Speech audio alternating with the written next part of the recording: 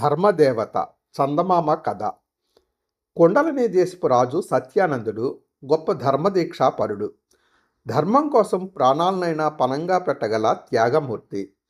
ధర్మాచరణలో ఆశ్రిత పక్షపాతం బంధుప్రీతికి తావిచ్చేవాడు కాదు. ఆయన కులదేవత ధర్మదేవత. నిత్యము ఆమెను అర్చించకుండా ఏ పని చేసేవాడు కాదు. సత్యానందుడికి శ్రవణానందుడు అనే కొడుకున్నాడు. తనకు వృద్ధాప్యం సమీపించడంతో ఆయన కొడుక్కు పట్టాభిషేకం చేయదలిచాడు. శ్రవణానందుడు పట్టాభిషిక్తుడైన కొద్ది మాసాలకు సత్యానందుడి ఆరోగ్య పరిస్థితి విషమించింది.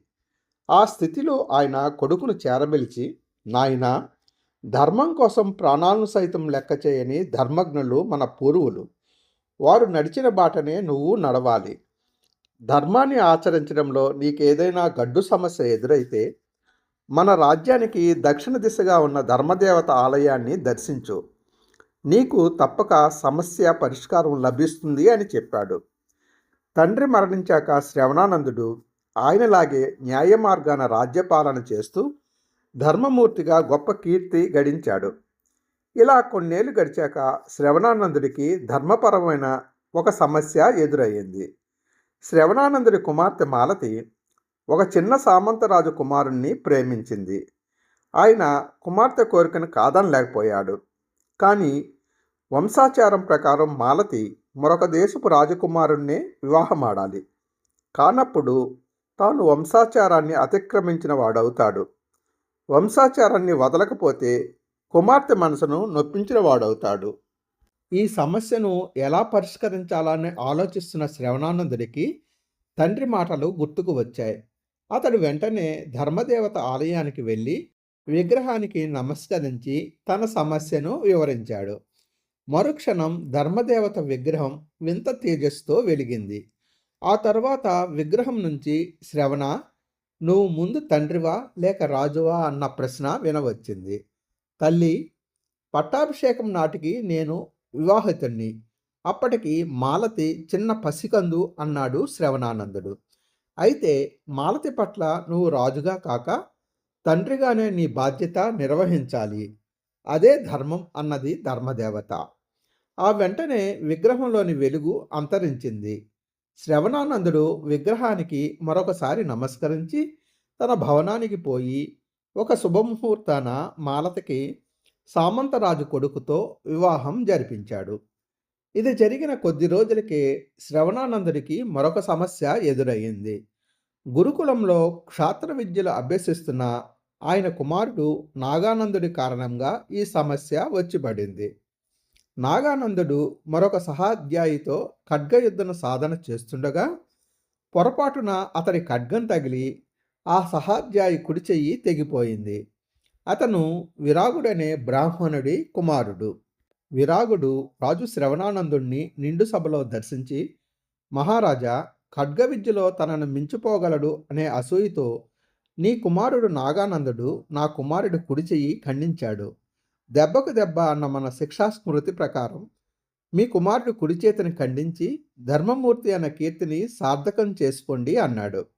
శ్రవణానందుడికి ఏం చేయాలో పాలుపోలేదు. ఆయన అప్పటికి సభను చాలించి ధర్మదేవత ఆలయానికి వెళ్ళి సమస్యను వివరించాడు. ఆలయం అంతా వెలుగుతో నిండిపోయింది. ధర్మదేవత స్వరం గంభీరంగా, శ్రవణ, దెబ్బకు దెబ్బ అన్న మీ రాజ్య శిక్షాస్మృతికి కలంకం అంటకూడదు. నీ కొడుకు ఏ చేతితో విరూపుడి కొడుకు చేతిని నరికాడో విరూపుడి కొడుకు కూడా అదే చేతితో నీ కొడుకు చేతిని నరకాలి. అదే ధర్మం అని పలికింది. మరునాటి సభలో శ్రవణానందుడు విరాగుడితో ధర్మదేవత అన్న మాటలు చెప్పి, నీ కుమారుడు కుడి చేతిని ఉపయోగించలేడు కనుక శిక్షాస్మృతి ప్రకారం నిందితుణ్ణి శిక్షించే అవకాశం లేదు అన్నాడు. శ్రవణానందుడి తీర్పును సభలో ఉన్న వాళ్ళందరూ ఆమోదిస్తూ కరతాళ ధ్వనులు చేయడంతో విరాగుడు మారు మాట్లాడకుండా వెళ్ళిపోయాడు. కొండలనికి పొరుగు రాజ్యమైన వైశాలి రాజు వసంతసేనుడు శ్రవణానందుడి బాల్యమిత్రుడు. ఆయన శ్రవణానందుణ్ణి చూడవచ్చాడు. ఆ రాత్రి విందు ముగిశాక వసంతసేనుడు కాలక్షేపం కోసం శ్రవణానందుడితో చదరంగం ఆడాలనుకున్నాడు. అతిథి మాట కాదనలేక శ్రవణానందుడు అందుకు సిద్ధమయ్యాడు. ఆటలో పందెం లేకపోతే పస ఉండదు. ఏదైనా పందెం కాయి అన్నాడు వసంతసేనుడు. శ్రవణానందుడు తన ముంజేతి కంకణం తీసి పందెం కాశాడు. అది చూసి వసంతసేనుడు నవ్వి, మనం రాజులమై ఉండి సామాన్యుల్లాగా ఇలాంటి చిన్న పందెం కాసుకోవడం ఏం భావ్యం? నేను నా రాజ్యాన్ని పందెంగా కాస్తున్నాను. నువ్వు అదే చెయ్యి అని ప్రోత్సహించాడు. శ్రవణానందుడు సరే అన్నాడు. ఎత్తుకు పై ఎత్తులు వేస్తూ ఆటలో చాలాసేపు ప్రత్యర్థిని ఓడించేందుకు ఇద్దరూ శతవిధాలా ప్రయత్నించారు. దురదృష్టవశాత్తు శ్రవణానందుడు ఓడిపోయాడు. అన్నమాట ప్రకారం ఆయన తన రాజ్యాన్ని వసంతసేనుడికి ఇవ్వజూపాడు. అందుకు వసంతసేనుడు సమ్మతించక, నేను ఆట రక్తి కట్టేందుకు అలా అన్నానే గాని నీ రాజ్యం నాకెందుకు? మనం మంచి మిత్రులం. నీ రాజ్యాన్ని స్వీకరించి మిత్రద్రోహం చెయ్యలేను అన్నాడు. ఈ మాటలకు శ్రవణానందుడు అభ్యంతరం చెబుతూ, నీవు సరదాగా అన్నావేమో గాని నేను మాత్రం నిజంగానే నా రాజ్యాన్ని పందెం వడ్డాను. నేను ఆడిన మాట తప్పను.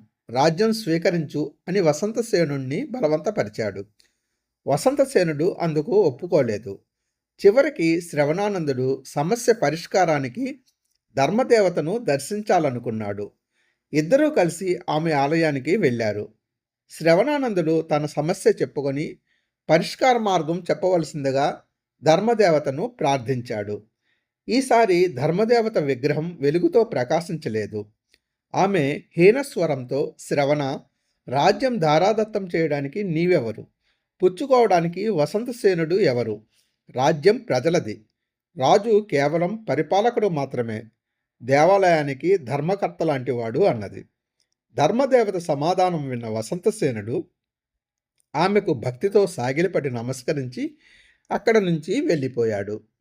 శ్రవణానందుడు కూడా వెళ్ళబోతూ ఉండగా ధర్మదేవత విగ్రహం నుంచి, శ్రవణ, రాజ్యాన్ని పణంగా పెట్టే ముందు నువ్వు ప్రజలను గురించి ఏమాత్రం ఆలోచించలేదు. ధర్మాన్ని అతిక్రమించావు. నువ్వు జోదరివి. నువ్వు మరి రాజుగా ఉండతగవు. నీ ఉన్న రాజ్యంలో నేనుండను అన్న మాటలు వినిపించాయి. ఆ మరుక్షణం ధర్మదేవత విగ్రహం తల ఊడి కింద పడింది.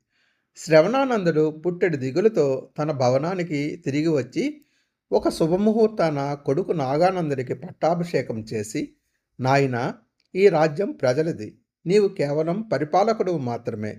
ఈ మాట ఎన్నడూ మరవకు. ధర్మదేవతను నీ హృదయంలోనే అధిష్ఠించుకో అని నీతిబోధ చేశాడు. ఆ మరునాటి ఉదయం అతడు ధర్మదేవత ఆలయానికి వెళ్ళాడు. ధర్మదేవత విగ్రహం తల యథాస్థానంలోనే ఉన్నది. విగ్రహం పూర్వం కంటే మరింతగా ప్రకాశిస్తున్నది. ఇది చూసిన శ్రవణానందుడు ఎంతో తృప్తిగా విగ్రహం ముందు మోకరిల్లి నమస్కరించాడు.